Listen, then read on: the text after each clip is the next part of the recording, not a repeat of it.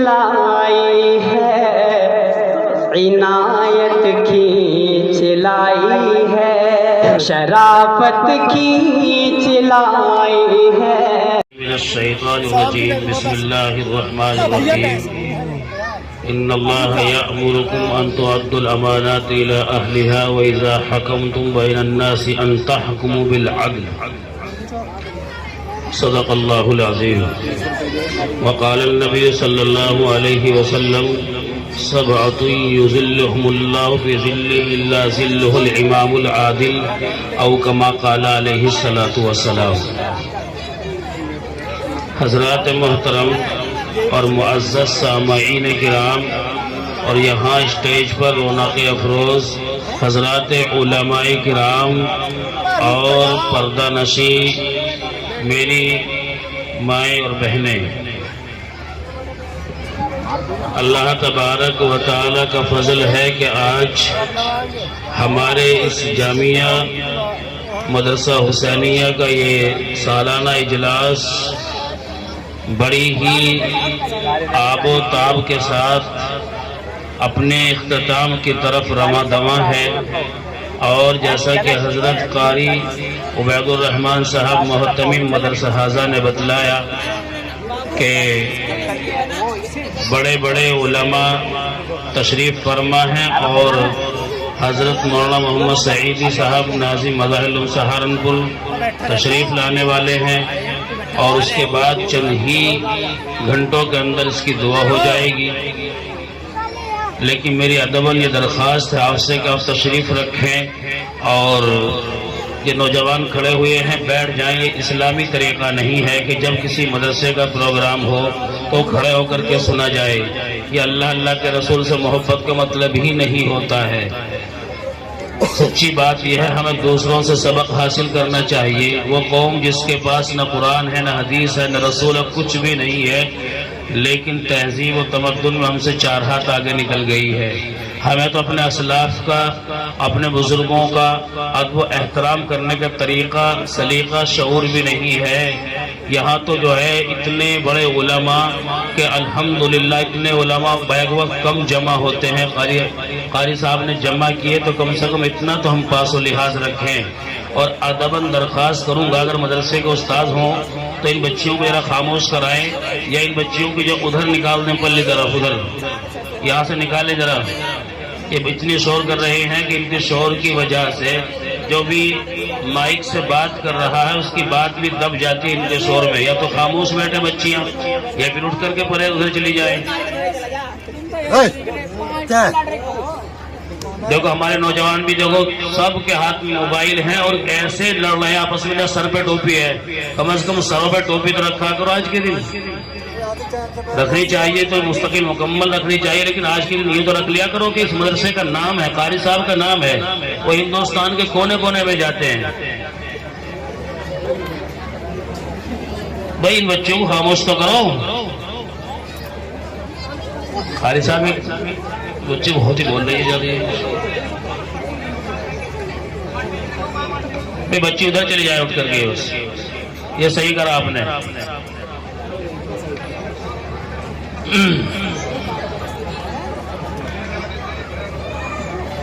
میں نے اللہ کے نبی صلی اللہ علیہ وسلم کی ایک حدیث مبارکہ آپ حضرات کی خدمت میں پیش کی، اور حدیث کا مختصر سا ٹکڑا آپ حضرات کی خدمت میں پیش کیا۔ حدیث تو تھوڑی طویل ہے،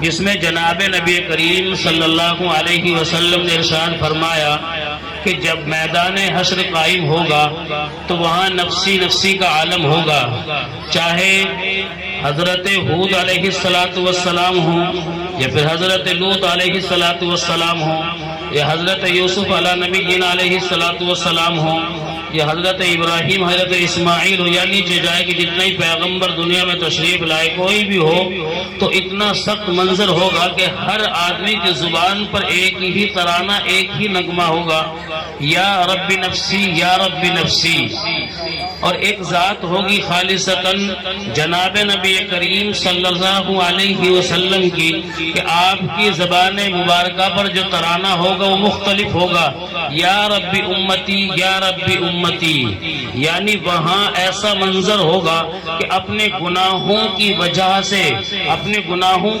سے انسان ایسے ہی پسینے کے اندر شرابور ہوگا، کوئی اپنے یہاں گھٹنوں تک اور کوئی ناف تک اور کوئی تھوڑی تک، اس طریقے سے جو ہے میدان حشر قائم ہوگا تو وہاں گناہوں کی دلدل میں لوگ ڈوبے ہوئے ہوں گے، ہر انسان کو اپنے نفس کی پڑی ہوئی ہوگی اور لوگ پریشان ہو رہے ہوں گے۔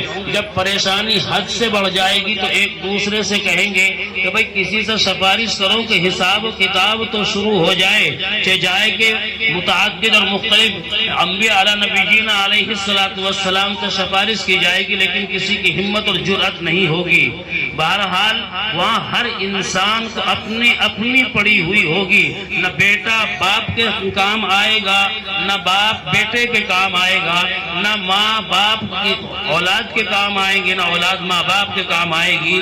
جو دنیا میں اعمال کر کے گئے ہیں صرف وہی کام آئیں گے۔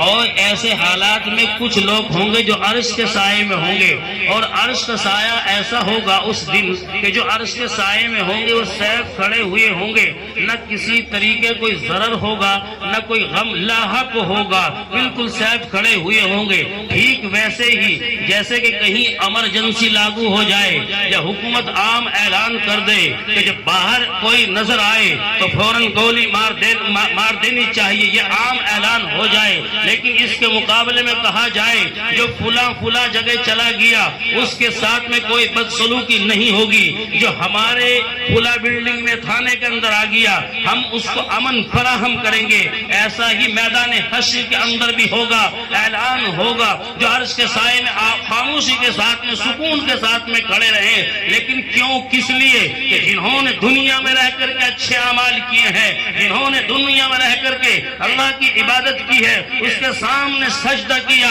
اس کو راضی کیا، وہ عرش کے سائے میں ہوں گے۔ جنہوں نے انصاف قائم کیا، عدل قائم کیا، وہ بادشاہ وہ عرش کے سائے میں ہوں گے، اور جنہوں نے ظلم و زیادتی کی ہے اپنی سزا کو بھگتتے ہوئے نظر آئیں گے۔ فرمایا احادیث کے اندر امام العادل، یہ عادل امام العادل ہم کسے کہیں گے؟ امام العادل اس بادشاہ کو کہا جائے گا کہ جو بادشاہ وقت ہے لیکن انصاف قائم کرتا ہے۔ جناب نبی کریم صلی اللہ علیہ وسلم کا ارشاد یہ ہے کہ سب احادیث کے اندر سب سے پہلے فرمایا امام العادل، یعنی عادل بادشاہ بھی عرش کے سائے میں ہوگا۔ اور آج ہمارے یہاں چونکہ اسلامی مملکت تو نہیں ہے، پھر ہمارے یہاں بادشاہ کون ہے؟ یہ جمہوریت ہے، اور یہاں ودھایک ایم پی یہ ہمارے چنے ہوئے پردھان اور ہمارے چنے ہوئے ضلع پنچایت یہ ہمارے بادشاہ ہیں۔ اگر یہ بھی عدل قائم کرتے ہیں اسی زمرے کے اندر داخل ہوں گے اور اسی میں ان کا شمار کیا جائے گا۔ لیکن آپ نہیں جانتے ہیں کہ آج کتنا زیادہ اتھل پتھل کا معاملہ ہوتا جا رہا ہے۔ ذہنوں میں یہ رہتا ہے ایک دفعہ جیت جاؤں، چاہے وہ کسی وارڈ کا ممبر ہو یا کسی گاؤں کا پردھان ہو یا پھر کسی بھی علاقے کا ودھایک ایم پی ہو، ذہنوں میں خرافات رہتی ہے ایک دفعہ جیت کر کے آ جاؤں پھر تو میری نسلوں کی نسلیں پلتی رہیں گی، اتنا انتظام کرتا چلا جاؤں گا کہ خاندان کا خاندان باغ و بہاروں کے اندر ایسو عشرت کرتا نظر آئے گا۔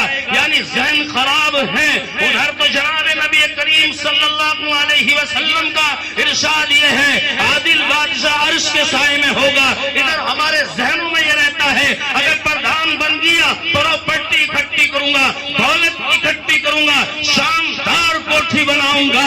اگر ذہنوں میں یہ ہے پھر سن لو تمہارا ٹھکانہ کہیں اور نہیں ہے، اللہ حفاظت فرمائے۔ اگر رب نے جنت کو مزین کیا ہے دوزخ کو بھی دہکایا ہے، پھر اپنا ٹھکانہ خود چن لو، چونکہ تم احادیث کے خلاف ورزی کرتے نظر آ رہے ہو۔ اگر بادشاہ ہو یا وزیر اعظم ہو تو کیسا ہونا چاہیے؟ میں بتلاتا چلوں کیسا ہونا چاہیے۔ چلے حضرت ابو بکر کی عدالت میں، یہ حضرت ابو بکر رضی اللہ تعالیٰ عنہ اعلان اسلام میں سب سے پہلے وزیر اعظم جناب نبی کریم صلی اللہ علیہ وسلم کے بعد بنے ہیں. کیسا وزیر اعظم ہے اور انصاف کا تقاضا ان کے یہاں کیا ہے. ایک جھلک دیکھتے چلیں کہ حضرت ابوبکر کی خلافت کا زمانہ ہے. صدقے کے اونٹ آئے ہیں. حضرت ابوبکر صدیق رضی اللہ تعالیٰ نے اعلان کرا دیا لوگوں صدقے کے اونٹ آئے ہوئے ہیں اور کل فلاں وقت میں اونٹوں کی تقسیم عمل میں آئے گی.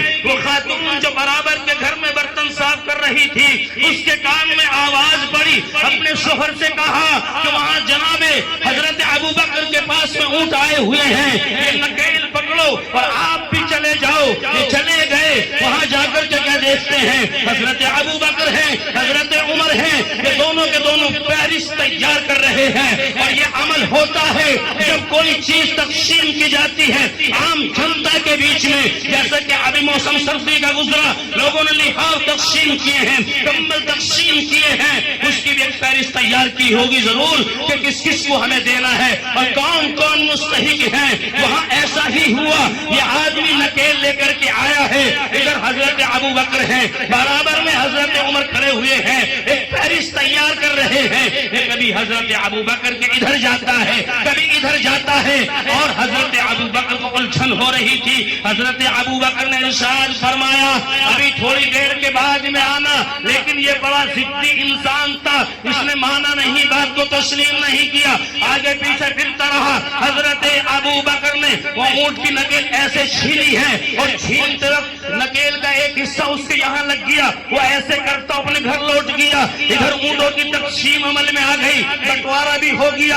اور حضرت ابوبکر کو خیال آیا اس آدمی کا. حضرت عمر سے کہتے ہیں مجھے اس آدمی کو تلاش کرنا ہے جس کے ہاتھ میں نکیل تھی. یہ تلاش کرتے کرتے دونوں صحابی رسول اس آدمی کے دروازے تک پہنچتے ہیں. وہ آدمی مل جاتا ہے اور ملنے کے بعد اس سے کہا مجھے معاف کرنا, تمہارے میری وجہ سے چوٹ آئی ہے. بیچ میں پڑ جاتے حضرت عمر, یوں کہتے ہیں امیر المؤمنین یہ کون سی بات ہوئی ہے کہ آپ اس سے معافی چاہ رہے ہیں. یوں کہ عمر ٹھہر جا, یہ میرا اور اس کا واقعہ ہے, یہ مسئلہ اس کو میرا ہے. اگر بارگاہ الہی کے اندر اللہ کے اعظم نے معلوم کر لیا کہ کیا میں نے تجھے حکمراں اس لیے بنایا تھا, بادشاہ اس لیے بنایا تھا کہ تم ظلم و زیادتی کرتا پھرے, تو پھر میرے پاس کوئی جواب نہ بن پائے گا. حضرت عمر کھڑے ہوئے دیکھ رہے ہیں اور یوں کہا حضرت عمر سے اشارہ کر کے اس آدمی کو راضی کرو, یہ کیسے راضی ہوگا. حضرت عمر نے علیحدگی میں لے جا کر کے بات چیت کی ہے, بتا تو کیا چاہتا ہے. وہ تو یوں کہتا میں مستحق تھا, مجھے اونٹ دے دیا جائے اور میں اس کے علاوہ کوئی چیز نہیں چاہتا. یہ بات عمر نے حضرت ابوبکر کو بتلائی ہے. حضرت ابوبکر نے اپنے خادم کو بلایا اور خادم کے کان میں آہستہ سا ایک بات کہہ دی. یہ خادم دوڑتا ہوا گیا اور ایک شاندار بہترین اونٹنی لے کر کے آیا اور اس پر ایک دھاری دار کجاوا کسا ہوا تھا اور ایک تھیلی تھی, تھیلی کے اندر 5 درہم تھے. اس آدمی کے حوالے کر دیا. وہ خوشی خوشی لے کر کے آگے بڑھا. اور میرے بھائیوں کیا آج ایسے وزیر اعلیٰ اور ایسے وزیر اعظم آپ کو اس روئے زمین پہ کہیں ملیں گے؟ خدا کی قسم کہیں نہیں ملیں گے. اور یہی نہیں, جب یہ وزیر اعظم بنے ہیں اور صبح کا وقت ہے, اپنے کپڑوں کی تجارت کرتے تھے, کپڑوں کا بزنس کیا کرتے تھے اور وہاں کاندھے پہ چند چادریں ڈال کر کے چلے. سامنے سے حضرت عمر آ رہے ہیں. حضرت عمر نے آتے ہوئے کہا کہ امیر المومنین کہاں کا ارادہ ہے, یہ کیا ہے؟ کہا کہ آپ تو جانتے ہیں میں تجارت کرتا ہوں. کہا آپ تو وزیر اعظم بن چکے ہیں, امیر المومنین آپ کو منتخب کیا گیا ہے. اگر آپ تجارت میں لگیں گے قوم کا کیا ہوگا؟ عدل کون قائم کرے گا؟ انصاف کون قائم کرے گا؟ ان کے فیصلے کون کرے گا؟ اچھائی کی طرف انہیں متوجہ کون کرے گا؟ یوں کہا اگر میں اسی میں لگ گیا پھر میری اولاد کا کیا ہوگا؟ کون کھلائے گا؟ کہاں سے کھائے گی؟ تو حضرت عمر نے یوں کہا. حضرت ابو عبیدہ جن کو اللہ کے نبی صلی اللہ علیہ وسلم نے امین ہونے کا لقب فرمایا تھا, ان کی خدمت میں چلتے وہاں چلے گئے. جانے کے بعد میں حضرت عمر نے سارا مقدمہ حضرت ابو عبیدہ کی عدالت میں رکھا. حالانکہ یہ بھی بھی ہو سکتا تھا، ابو عبیدہ کو وہی طلب کیا جا سکتا تھا، چونکہ دونوں صحابی بڑے تھے علم کے اندر بھی عمل کے اندر بھی، لیکن ایسا نہیں کیا، اپنی ضرورت تھی وہاں گئے۔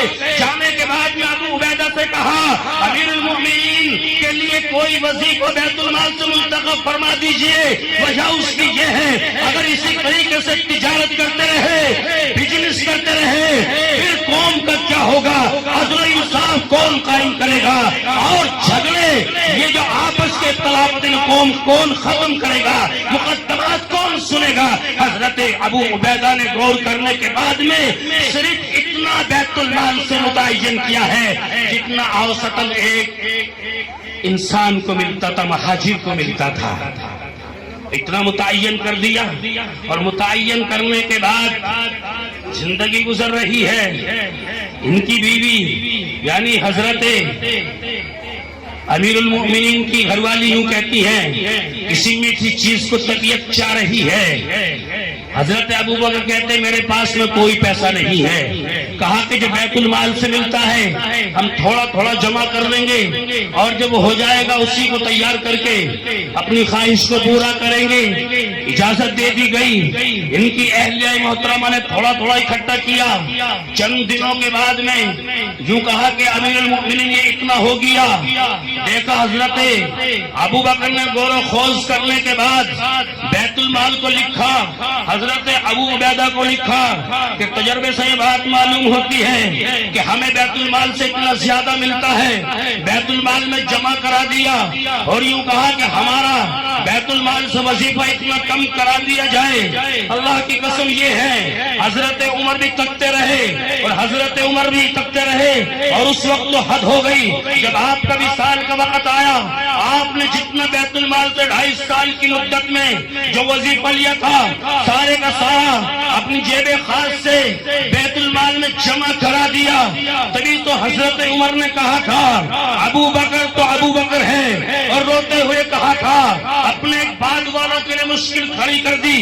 یہ تھے ہمارے نمونے اور ہمارے اسلاف، یہ تھے جن کو آئیڈیل بنا کے ہمیں زندگی گزارنی چاہیے۔ اگر ہمیں موقع ملتا ہے کسی گاؤں کی چودراہٹ کا، کسی گاؤں کی پردھانی کا، خدا کی قسم اسکیموں کی اسکیم کا بیڑا غرق کر جاتے ہیں اور کاغذوں میں صرف دکھا دیا جاتا ہے یہ بھی راستہ تیار ہے، وہاں بلڈنگ تیار ہے، اور پردھانوں کی بات نہیں، ملک کا عالمیہ یہ ہے۔ ملک والوں نے آج یہی سوچ رکھا ہے جو بھی آئے، اسی لیے تو آج ہم اور ہمارا ملک کوئی ترقی کی طرف نہیں، یہ بھگوس بازی ہے۔ ذمہ داری کے ساتھ بات عرض کر رہا ہوں، اگر وزیر اعظم ہو پھر عمر جیسا وزیر اعظم ہو، یہ عمر سینٹر میں بیٹھے ہوئے ہیں، اور وہاں صوبے میں مصر کے اندر عمر بن عاص کی حکومت ہے۔ عمر بن عاص مصر کے وزیر اعلیٰ ہے۔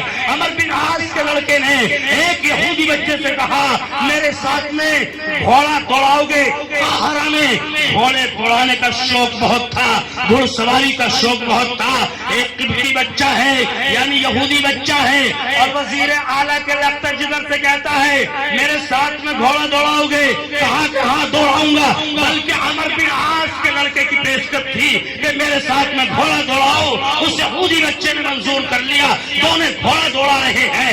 اتفاق سے یہودی بچے کا گھوڑا آگے نکل جاتا ہے، عمر بن عاص کے لگتے جگر کا گھوڑا تھوڑا پیچھے رہ جاتا ہے۔ عمر بن عاص کے لگتے جگر نے دیکھا کہ گھوڑا میرا پیچھے رہ گیا، میری عزت داؤ پہ لگ گئی ہے۔ خدا کی قسم روایت اس طرح اشارہ کرتی ہے، تاریخ بتلاتی ہے۔ مطالعہ کرو مسلمانوں، اٹھاؤ تاریخ اسلام، آپ کو لکھا نظر آئے گا کہ جب عمر بن عاص کے لڑکے نے دیکھا سائڈ میں جا کر ایڑ لگا کر لڑکے کو گرا دیا، اور گرانے کے بعد میں اس لڑکے پہ بے طریق چابک برسائے، یہ کہہ کر کے کہ تیری یہ جرات کہ تیرا گھوڑا ہمارے گھوڑے سے آگے نکل جائے، اور زخمی کر دیا۔ اس کی پشت پر اتنے زخم کے نشان آئے کہ تاب نہ لا سکے۔ سکا اور حصول انصاف کے لیے ادھر ادھر دوڑ رہا تھا۔ کسی نے کہا جا رہے ہو؟ کہا اس کے باپ کے پاس میں مصر جہاں اس کا بد احتوا جا رہا ہوں۔ کہنے والے نے کہا ایک بڑی عدالت ہے، وہ ہے عمر رضی اللہ تعالیٰ عنہ کی۔ کہا کہ عمر ابن خطاب کے پاس میں چلے جاؤ، وہاں عدل ہی عدل ہے۔ اس نے اپنے گھوڑے کا رخ بجائے ادھر کو موڑ دیا۔ چند لمحات میں اور چند گھنٹوں میں وہاں مدینے پہنچا ہے اور جا کر کے عمر سے کہا ہے کہ یہ دیکھیے میرا حال وزیر اعلیٰ کے لخت جگر نے کیا ہے، عمر بن عاص کے لخت جگر نے کیا ہے۔ جب یہ بات کہی ہے عمر نے ایک خط لکھا اور خط کے ایک ایک لفظ سے ایک ایک زاویے سے جلال ٹپک رہا تھا۔ اپنے خادم اسلم کو بلایا اور یوں کہا جاؤ قاہرہ چلے جاؤ، مصر چلے جاؤ اور جا کر کے کہنا اس عمر بن عاص سے جس حالت میں بیٹھا ہے اسی حالت میں اس اپنے لخت جگر کو لے کر کے منٹوں میں حاضر ہو جا کہ جس کے کوڑے مظلوموں کی پشت پر برستے ہیں۔ عمر بن عاص نے خط پڑھا۔ حضرت جب عمر بن عاص نے خط پڑھا تو پیروں کے نیچے سے زمین کھسک گئی۔ کس کا خط تھا؟ عمر کا خط تھا۔ جلال ٹپک رہا تھا، ایک ایک لفظ سے خط کے ایک ایک زاویے سے چاہو جلال ٹپک رہا تھا۔ دیکھا فوراً گھوڑے پہ سوار ہو کر اپنے لخت جگر کو سوار کیا، مدینے پہنچے ہیں۔ اور مدینے پہنچنے کے بعد عمر کے سامنے ایسے کھڑے ہیں، یہ نہیں کہ فلاں صوبے کا وزیر اعلیٰ آیا ہے تو وہاں کرسی ڈلوائی جائے، وہ کھڑے ہوئے ہیں۔ عمر کی عدالت ہے، عمر کی عدالت ہے۔ یوں کہا کہ لخت جگر یعنی اس یہودی بچے کی طرف اشارہ کر کے کہا کہو کیا کہنا چاہتے تھے۔ اپنی پشت اپنی پیٹھ کو دکھایا اور یوں کہا کہ ان کے لخت جگر میں یہ کھڑا ہوا ہے، میری پشت پر بے دریک کوڑے اور یہ انٹر جو جس سے یہ گھوڑے کو ہانکتے ہیں اس کو برسایا۔ تو وہاں سوالیہ نگاہوں سے عمر بن عاص نے اپنے لخت جگر کی طرف دیکھا، کیا تم نے یہ ظلم کیا ہے؟ نگاہیں جھکا لی، اقرار کیا، اس لیے کہ صحابی رسول کی اولاد تھی۔ اگر آج میرا تیرا مسئلہ ہوتا افسانے گھڑ دیے جاتے، اس سے کہانیاں گھڑ دی جاتی، ایسا نہیں تھا ایسا تھا، ویسا نہیں تھا ایسا تھا، لیکن چونکہ صحابی کی اولاد تھی، عمر کی عدالت ہے، باپ سامنے کھڑا ہے، تمام کے تمام لوگ جناب نبی کریم صلی اللہ علیہ وسلم کے تربیت یافتہ لوگ ہیں۔ جب باپ نے سوالیہ نگاہوں سے لخت جگر کی طرف دیکھا، بچے نے گردن کو جھکا لیا، یہ ظلم مجھ سے ہوا ہے، میں معترف ہوں، اس کا اعتراف کرتا ہوں۔ عمر بن عاص نے اپنا کوڑا حضرت عمر کے سامنے پیش کیا، یوں کہا یہ میرا کوڑا ہے، یہ میرے بچے کی پشت ہے۔ حضرت عمر نے کوڑے میں ایسے ہاتھ یوں مارا، کوڑا دور جا کر کے پڑا، یوں کہا عمر سن، یہاں عدالت عمر کی ہے، کوڑا بھی عمر کا ہوگا۔ اور حافظ کیا تھا، حضرت عمر نے اپنا کوڑا پیش کیا، مستغیث بچوں کے ہاتھ میں دیا، وہ جو یہودی قبطی بچہ تھا اس کے ہاتھ میں تھمایا، اور تھمانے کے بعد میں یوں کہا جس شان سے اور جتنے قوت میں، جتنی بازوؤں میں قوت طاقت ہے، جتنے زور لگا کر کے تو کمر پہ برسا سکتا ہو، عدالت تجھے اجازت دیتی ہے۔ وہ یہودی بچے نے کوڑا لیا، عمر بن عاص کا لخت جگر کھڑا ہے، وہاں ایک باپ بھی کھڑا ہے اور وہاں عمر بھی ہے۔ کیا آسمان نے منظر نہیں دیکھا ہوگا؟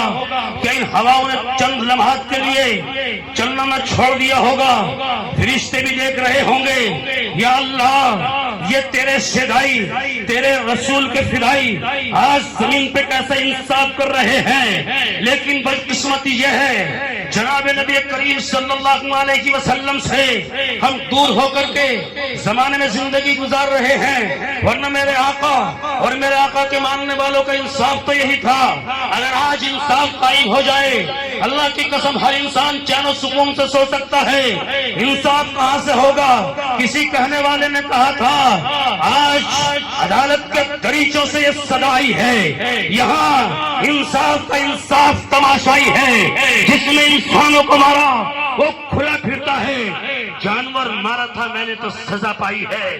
آج تو حالات یہ ہیں، جب عمر نے کہا کہ عمر بن عاص سے کہا سن، یہ عدالت بھی میری ہے، کوڑا بھی میرا ہوگا، اور بچوں کو اشارہ کر دیا جو مظلوم تھا ظلم کی داستان لے کر کے آیا تھا، جتنی زور طاقت قوت تیرے بازو کے اندر ہے لگا کر ضرب اپنا بدلہ چکا لے. اس نے 2-4 کوڑے ہی مارے تھے. اللہ کی قسم ایک دم اچانک اس کے حالات بدل گئے. اس نے کوڑے کو فضاؤں اچھال کر کے کہا لا الہ الا اللہ محمد رسول اللہ، کہ جس رسول کے قارئ ہے اور جس رسول کے شاگرد تربیت یافتہ اتنا حصول انصاف والے ہوں، وہ نبی کتنا حصول انصاف والا رہا ہوگا. یہ مسلمان ہو گیا. ہماری تاریخ تو یہ ہے، تاریخ بتلاتی ہے کہاں چلے گئے آپ، کدھر چلے گئے. اور یہی عمر ہے جب ملک شام سے رات کو لوٹے ہیں. علامہ دمیری نے حیات الحیوان میں اس واقعے کو نقل کیا ہے. ملک شام سے لوٹے ہیں، رات کو گشت کر رہے ہیں. گشت کرتے کرتے کرتے کرتے دور نکل گئے. ایک بڑھیا راستے میں بیٹھی ہوئی ہے اونچے ٹیلے پر اور بہت رنجیدہ ہے. وہ دل من ہی من میں کچھ گنگنا رہی ہے. عمر نے جا کر کے کہا اماں السلام علیکم، کیا بات ہے، خیریت سے ہو؟ نیند نہیں آ رہی ہے. کہا کہ بیٹا کیا خیریت ہے، نہ جانے عمر ہے کون عمر ہے مجھے معلوم نہیں، لیکن سنا ہے کہ عمر امیر المؤمنین بن گیا ہے. جب سے عمر نے باغ دوڑ حکومت کی سنبھالی ہے میری خیریت معلوم نہیں کی ہے. کاش جب میرا انتقال ہوگا اور خلاق اعظم کی عدالت قائم ہوگی میں وہی پہ شکایت کروں گی، بلکہ شکایت نہیں میرا ہاتھ ہوگا عمر کا گرہبان ہوگا. عمر کے نیچے، عمر کے پیروں کے نیچے سے زمین نکل گئی. بڑھیا کیا کہتی ہے؟ حضرت عمر یوں کہتے ہیں اماں جان میرا عمر سے براہ راست تعلق ہے، آپ کہے تو میں سفارش کر دوں گا. نا مجھے سفارش کی ضرورت نہیں ہے. کہا پھر بتاؤ کیا کرنا ہے؟ بڑھیا یوں کہتی ہے یہ فیصلہ تو اللہ کے اعظم کی عدالت میں ہوگا. یوں کہا بتاؤ آخر کچھ تو بتاؤ. بہت دیر ہو گئی. آخر کار بڑھیا کو حضرت عمر نے 25 درہم پہ راضی کر لیا. 25 درہم جیب خاص سے نکال کر کے بڑھیا کو دے دیے. اپنے کرتے سے کپڑا پھاڑا اور اس پر لکھا کہ فلاں عورت پر میں نے فلاں دن سے جو ظلم کیا ہے اس مظلومیت کو 25 دینار کے عوض میں خریدتا ہوں. ادھر سے حضرت علی آ رہے ہیں اور حضرت علی کے ساتھ میں ایک صحابی اور آ رہے ہیں. انہوں نے کہا السلام علیکم یا امیر المؤمنین. اب بڑھیا کانپ گئی، ہل گئی، یہ تو خود امیر المؤمنین ہے. کہا اماں جان گھبراؤ نہیں، ہمارا تمہارا سودا ہو چکا ہے. اور اس پہ لکھ دیا گواہ علی ابن ابی طالب اور ایک دوسرے صحابی کا نام لکھا اور اپنے لخت جگر کو کہا جب میرا انتقال ہو جائے میرے کفن کے ساتھ میں اس کپڑے کو جو میں نے دستاویز تیار کیا ہے اس کو بھی رکھ دینا کہ کل یہ بڑھیا اللہ کی عدالت میں مقدمہ قائم کرے گی. میں اس سے بری ذمہ رہوں گا. مجھ پہ کوئی قانون جارا یا قانون جوئی کوئی مجھ پہ قائم نہیں کر سکے گی کیونکہ میں نے اس مظلومیت کو خرید لیا ہے. یہ ہے حکومت کرنے کا طریقہ. ایک بات اور آخری بات بتا کر کے بات کو ختم کروں گا. حضرات محترم ایک بادشاہ گزرا. آپ نہیں سوچ رہے ہوں گے کہ بالترتیب تقریر ہو رہی ہے. بالترتیب نہیں، وقت کی قلت ہے. جہاں سے جو بات یاد آ رہی ہے آج حالات کا تقاضا ہے اپنی قوم کو، اپنے اسلاف کا اور اپنے صحابہ کرام کا اور بعد کے بادشاہوں کا نمونہ پیش کیا جائے. میری قوم کو تو سبق پڑھایا جا رہا ہے مسلمان غدار ہوتا ہے، مسلمان مکار ہوتا ہے. خدا کی قسم ایسا نہیں ہے، غلط ہے. اتہاس اٹھا کر کے دیکھو تاریخ کے پنوں پہ آپ کو نظر آئے گا. ایک بادشاہ گزرا ہے محمود غزنوی، یہ سویا ہوا ہے، اللہ والا بادشاہ ہے، نیک صفت انسان ہے، رات کی تاریکی میں سویا ہوا ہے. اچانک کسی جھنجھوڑنے والے نے جھنجھوڑا اور کہنے والے نے کہا تو سویا ہوا ہے. یہ اٹھ کر کے بیٹھ گیا اور بیٹھ کر کے سوچنے لگا. اس نے وہاں ایک اپنے آدمی کو طلب کیا اور کیوں کہا کہ دیکھو کوئی فریادی فریاد لے کر کے آیا ہے. اور یہ جو ادھر ادھر گیٹ سے باہر گیا، محل سے باہر گیا، اس نے بادشاہ کو اطلاع دی کہ بادشاہ کوئی نہیں ہے، آپ سو جائیں. بادشاہ نے کہا کہ اچھا یہ سو گیا لیکن نیند نہیں آ رہی تھی. اس نے دوبارہ بلایا اور جتنے بھی یہ بادشاہوں کے قریب ہوتے ہیں یا بڑے لوگوں کے قریب ہوتے ہیں یہ کبھی کبھی مکاری بھی کر دیتے ہیں، اور وہ مکاری کرتا رہا، کہا کہ حضرت کوئی نہیں آپ سو جائے۔ بادشاہ کو جلال آیا، بادشاہ نے شمشیر برہانہ ہاتھ میں لی، یعنی ننگی تلوار لے کر کے بادشاہ نکلا۔ بادشاہ کے پیروں میں جوتی بھی نہیں ہے، بادشاہ کے پیروں میں کوئی سلیپر بھی نہیں ہے، اور ننگی تلوار ہاتھ میں لے کر کے نکل گیا، ایسے باہر چلا گیا۔ وہاں جنگل کی طرف ایک مسجد نظر آئی، اور اس دور کی مسجدیں عیدگاہ کی طرف پہ ہوا کرتی تھی۔ بادشاہ جیسے جیسے آگے بڑھتا چلا گیا، کسی کے رونے کی آواز اور کسی کے سسکنے کی آواز بادشاہ کے کانوں میں پڑتی چلی گئی۔ بادشاہ مسجد کے اندر چلا گیا دبے پیروں کے ساتھ میں۔ جب بادشاہ وہاں پہنچا اور بادشاہ نے کان لگائے، آواز آ رہی تھی، یا اللہ اگر آج محمود سو رہا ہے تو محمودوں کا محمود ہے، اگر آج بادشاہ سویا ہوا ہے تو بادشاہوں کا بادشاہ ہے، اگر آج بادشاہ تک میری فریاد رسی نہیں ہے لیکن تیرے دروازے تو کھلے ہوئے ہیں۔ یا اللہ یہ ظلم کب تک ہوتا رہے گا، یہ ظلم زیادتی آخر میرے اوپر کب تک ہوتی رہے گی؟ اسی تسلسل میں ہے اور دعا مانگ رہا ہے، آنسو بہا رہا ہے، سجدے کی حالت میں ہے۔ بادشاہ نے ایسے کر کر کے اس کو اٹھایا، شانے پہ ہاتھ مارا، یہ کھڑا ہو گیا، اور کھڑا ہونے کے بعد یہ ڈر گیا کہ بادشاہ سامنے کھڑا ہے۔ بادشاہ نے کہا کہ پچھلے کئی گھنٹوں سے میں پریشان ہوں، بتا تجھے کس نے ستایا ہے، بتا تجھے کس نے رلایا ہے؟ یہ یوں کہتا ہے بادشاہ ایک آپ کا درباری ہے اور آدھی رات کے قریب میرے گھر پہنچتا ہے، میری شریک حیات کے ساتھ میں منہ کالا کرتا ہے اور مجھے دھکے دے کر گھر سے باہر کر دیتا ہے، میں ایک درباری کے ہاتھوں ستایا ہوا ہوں۔ بادشاہ نے کہا کہ ابھی کہاں ہے، چل۔ بہرحال اس نے کہا کہ حضور رات بہت ہو گئی ہے، وہ تو چلا گیا ہوگا۔ بادشاہ نے مسجد کے اندر قسم کھائی، جب تک کہ میں تجھے انصاف نہ دلا دوں، جب تک کہ میں اس روئے زمین پہ انصاف کا لالہ زار قائم نہ کر دوں، میں اپنے اوپر دانا پانی پینا سب حرام سمجھتا ہوں۔ یہ بادشاہ نے داہیہ پیدا کیا دل کے اندر، یہ قسم کھائی دل کے اندر۔ بادشاہ نے کہا تو چلا جا، وہ ادھر کو چلا، یہ ادھر کو چلا، اور بادشاہ نے پیچھے مڑ کر کے ٹھہر جا۔ بادشاہ نے کہا اپنے ساتھ لے جا کر کے اپنے درباریوں کے سامنے کھڑا کیا، اس شکل و شباہت کو پہچان لیا جائے۔ رات کے 12 بجے، رات کے 1 بجے، 2 بجے، 3 بجے جب بھی یہ شخص آئے فوراً مجھ سے ملاقات کرا دی جائے، الا یہ کہ میں نیند کی حالت میں ہوں یا بہرحال جلوت گاہ میں ہوں یا خلوت گاہ میں ہوں، اس سے کوئی بحث نہیں ہے۔ پھر کیا تھا، دوسرے دن یا تیسرے دن یہ آدمی آیا اور بادشاہ اتفاق سے جاگ رہا تھا، بادشاہ کو اشارہ کر دیا، بادشاہ تیز قدموں کے ساتھ اس کے گھر پہنچا۔ بادشاہ نے دیکھا، اس نے بھی دیکھا کہ وہ سویا ہوا ہے، لیکن اس کی ایسے کروٹ لے کر کے سویا ہوا ہے، چہرہ نظر نہیں آتا۔ اس نے کہا کہ چراغ کو گل کر دے، چراغ بجھا دے، چراغ بجھا دیا گیا۔ بادشاہ نے اپنی تلوار کا وار ایسے کیا، اس کی گردن اس کے بدن سے دور جا کر کے پڑی۔ بادشاہ نے کہا چراغ جلایا جائے، بادشاہ نے کہا مصلی بھی بچھایا جائے، اور بادشاہ نے کہا یہاں دسترخوان بھی لگایا جائے۔ یہ آدمی بھی حیران تھا، جب چراغ جلایا بادشاہ نے اس کی شکل کو دیکھا، تبھی تو کہا نا بادشاہ نے کہ مصلی بچھایا جائے۔